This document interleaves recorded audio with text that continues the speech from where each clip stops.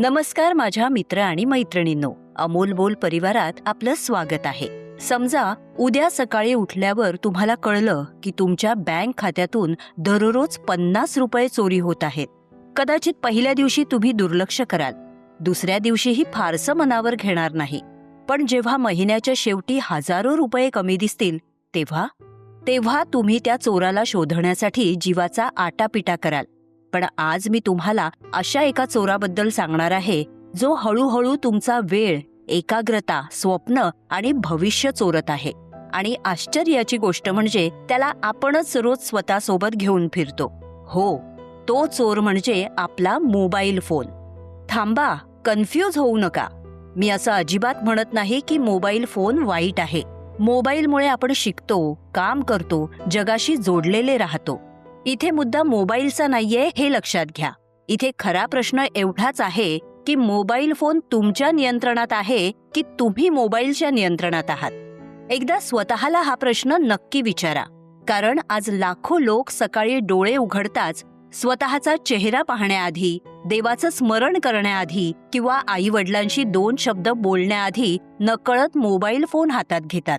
आणि त्याहूनही धक्कादायक गोष्ट म्हणजे तो निर्णय ते जाणीवपूर्वक घेत नाहीत, तो त्यांच्या सवयीनं आधीच घेतलेला असतो. आता मी तुम्हाला रोहन नावाच्या एका मुलाची गोष्ट सांगते. रोहन हा एक साधा मुलगा होता. हुशार, मेहनती आणि मोठी स्वप्न पाहणारा. त्याला इंजिनियर व्हायचं होतं. आई वडिलांनी कष्ट करून त्याच्यासाठी एक चांगला स्मार्टफोन घेतला. त्यांना वाटलं यामुळे आपल्या मुलाचा अभ्यास आणखी चांगला होईल. आणि सुरुवातीला तसंच झालं. ऑनलाईन लेक्चर्स, नवीन कौशल्य, ई-बुक्स सगळं व्यवस्थित सुरू होतं. पण हळूहळू मोबाईल फोन अभ्यासाचं साधन राहिला नाही, तर तो करमणुकीचं केंद्र बनला. एका दिवशी फक्त 1 रील, दुसऱ्या दिवशी 10, मग 50 आणि काही महिन्यांनी रील्स पाहणं हा त्याच्या दिवसाचा सर्वात मोठा भाग बनला.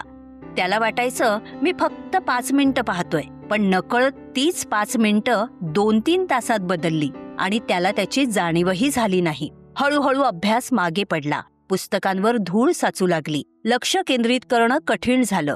रात्री उशिरापर्यंत जागणं, सकाळी थकून उठणं हेच त्याचं रोजचं रुटीन बनलं. एक दिवस त्याचे वडील त्याच्या खोलीत गेले. रोहनच्या हातात मोबाईल फोन होता. टेबलावर पुस्तकं अस्ताव्यस्त पडलेली होती.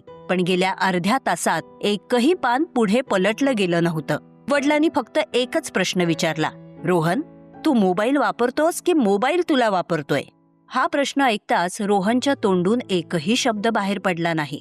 कारण पहिल्यांदाच त्याला जाणवलं की तो मोबाईल फोन वापरत नव्हता, उलट मोबाईलच त्याच्या आयुष्यावर हळूहळू गारुड करत होता.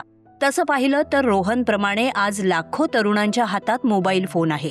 पण त्याच वेळी त्यांच्या हातातून वेळ निसटत चालला आहे.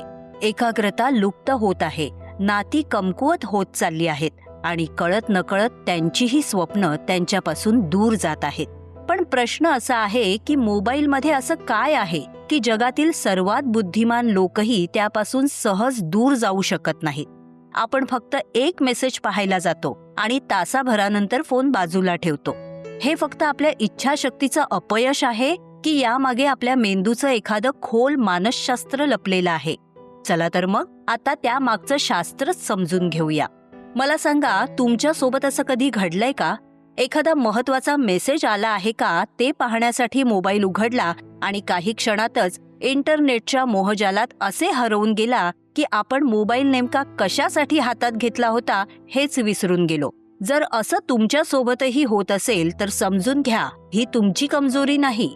यामागे एक अतिशय खोल मानसशास्त्र काम करत असतं. सोशल मीडिया ॲप्स तुमचा वेळ विकत घेत नाहीत, तर ते तुमचं अटेन्शन जिंकण्यासाठी आपसात स्पर्धा करत असतात.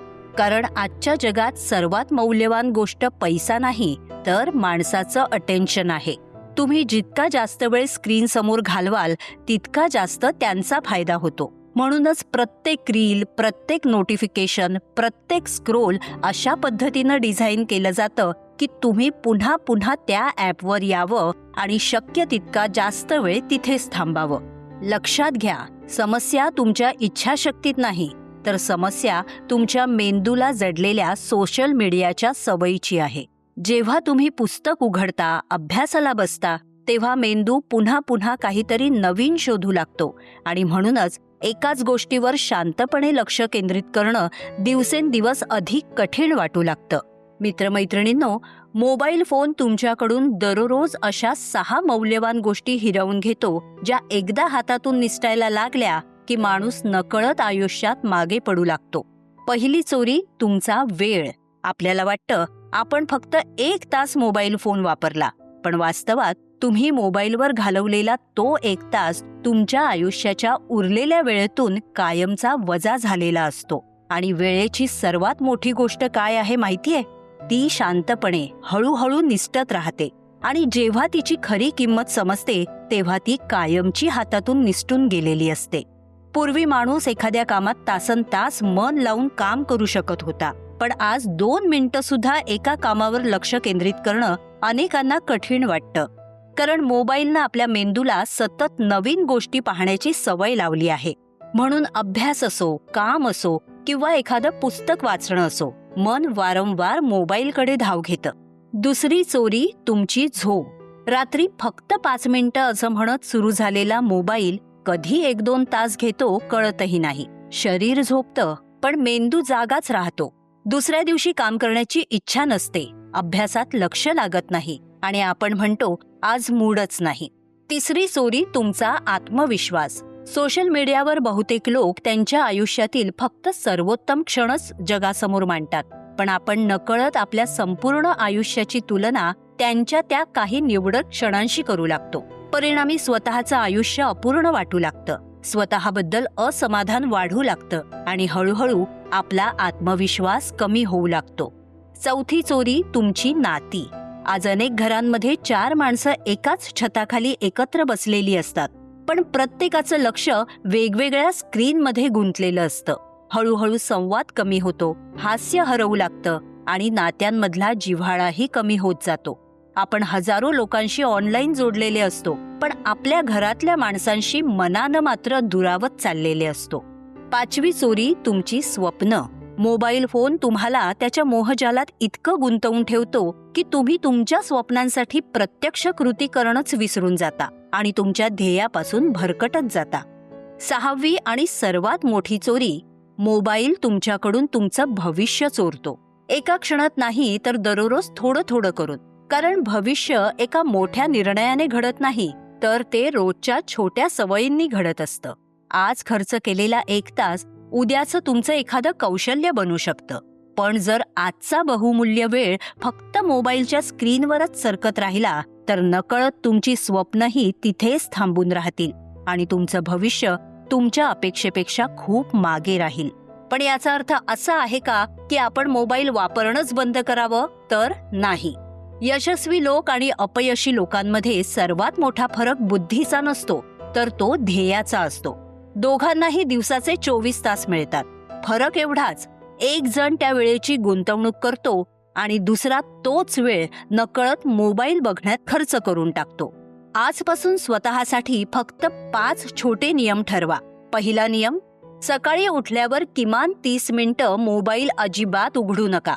तुमचा दिवस नोटिफिकेशनने नाही तर तुमच्या ध्येयाने सुरू झाला पाहिजे. दुसरा नियम, जेव्हा अभ्यास किंवा महत्वाचं काम करत असाल तेव्हा मोबाईल नजरेआड ठेवा, कारण जे दिसत नाही त्याचा मोह कमी होतो.